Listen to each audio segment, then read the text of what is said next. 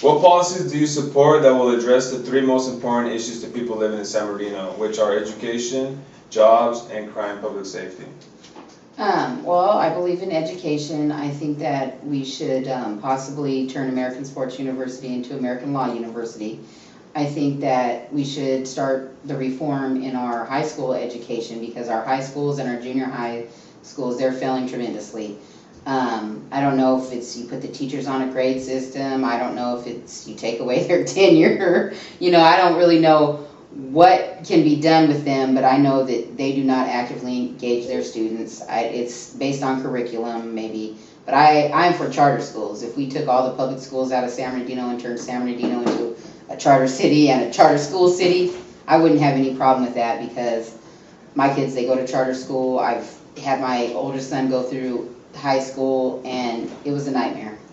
It was a nightmare. So, and as far as Valley College and Cal State University, I would like to maybe provide free business licenses for their students when they graduate, so that we can maybe keep them in the city, which this kind of goes into providing jobs, because if you have people opening businesses in the city, then you have people creating jobs. Then when you have people who've gone up through the city, they know people in the city, and they know children, and they know this person and that person, and then they give people a job and a chance throughout the community.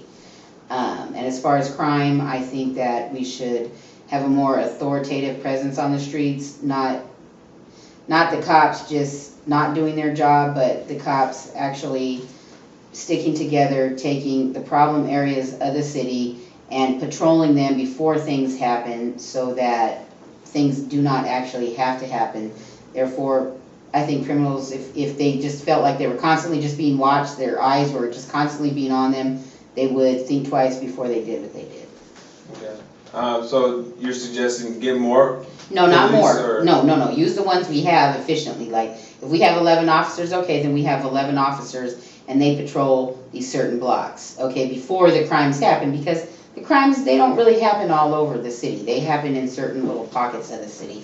Or we use some of the sheriff's department to come in and help us patrol. And I don't think it would cost the city any money. It's just that right now, the way they do it, maybe it's their scheduling, maybe it's this, maybe it's because nobody's thought outside the box. But if you scheduled them correctly, or even if you had the motorcycle police, hey, instead of sitting over there on Waterman, you might be backup, so it just looks like a whole bunch of police are in the area.